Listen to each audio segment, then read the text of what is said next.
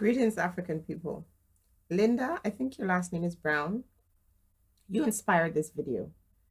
You made me laugh so hard with that little short, interaction yesterday that I decided that I wanted to speak on this topic. Uh, let's just call this just say no, because it's not as easy as it sounds. For me, I struggle with saying no to people. But recently I said no to someone and I felt so terrible, but I just had to remind myself that I was not in the position to help that person and I was not going to feel guilty about it. Some months prior to this, I said no to someone who asked for money and I didn't have it. I honestly did not have it. I figured every which way I could turn to see if I could find this money. I just didn't have it. And I am past that stage where I actually go out of my way and borrow money to give someone else. I used to do that a lot. And when the person asked, I wanted to go and do that, but somehow something said, you've got to stop doing it. You have to practice what you preach. Um, and then not too long ago, someone that I don't know on Facebook reached out to me and told me that, he gave up his job in Jamaica in pursuit of something better in another country. And when he got there, he found out he was sold a lie. And now he's lost his job and he's struggling. And that really ripped at my heart. That tore me to pieces because he said he had a new job, but he couldn't get to his job. And I had to say to him, I'm sorry, I can't help. Again, I kind of played with the idea in my mind. Maybe I could just send him a 20, I could just send him a 30 to get him to his job. But somehow something said, this is not your thing. Somebody said to me on this same channel, it's not every bell that rings you should attend. People are going to be okay. So I let that one go. I said to him, just pray. I'll keep you in my prayers. And the person unsubscribed for, or what do you call it? You unfriend somebody, the person unfriended me on Facebook. I was like, whoa, that is interesting. So here I give you 2 episodes. And in my life and all my experiences with people in my own family and, acquaintances, when you give of yourself, people who are takers have no problems taking. And the moment you have nothing else to give, they disappear or they just downright resent you. That lady asked me for money, a person who I have not seen in 30 years, and I didn't have it. I did not have that money. And she said, how dare I say no, that I had the audacity to say no to her.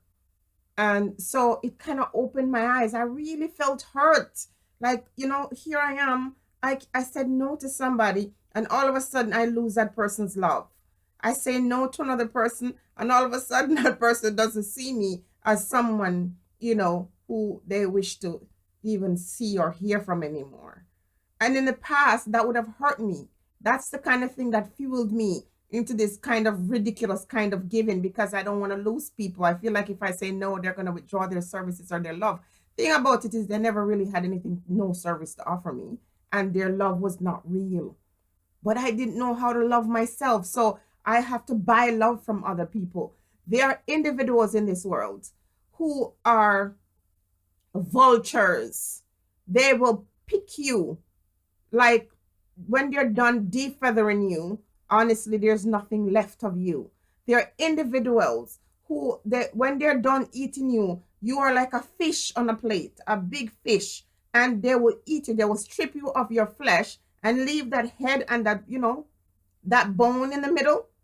They will leave it and they won't have the courtesy to even throw out the bone. They'll be the first one to come around and say that they don't like fish because fish has too many bones. They'll be the ones to come around and say they hate the smell of fish because when they're done deboning, when they're done eating you or cleaning you of your flesh, they disappear.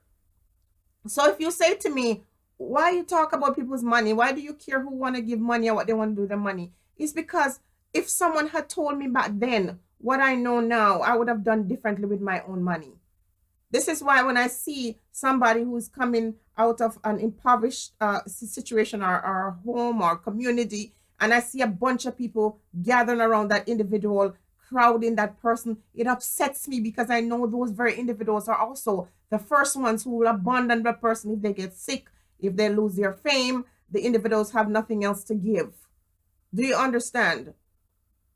There are people who surround you who claim that they're friends. They're absolutely no friend whatsoever. They're only around you for what you can give, and not just financial thing, but what you represent. I've said that before. But I'm only learning my own lessons now. And saying no to persons is so difficult for me. But I've got to do it for my own mental health. Because until recent, I was here talking to you about how I got destroyed by my own father. Devastated. Some strange lady in England just reached out to me and said sorry, and I wept. And Linda, yesterday when you said that to me, I laughed so hard. In how many years I could never laugh about something like that, but I finally freed myself. If YouTube served any purpose, that one demonic spirit that was still attached to me, that sense of hurt and fear that was still residing with me, I got rid of that here, right here on YouTube. That's what this served. Stop letting people pick you dry. Say no. Just say no.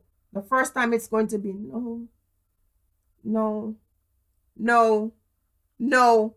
And the more experience you have with saying no, you get used to it and you become more powerful in your no. Your no become a shout. This year, and within the last few weeks, I have had to say no to a few persons. And I see what that meant. It meant complete rejection and withdrawal. And I'm grateful for it. I feel blessed. And I'm encouraging people on my channel and people in the world to just say no and let these individuals who are of no purpose or no good or no use in your life go on their merry way.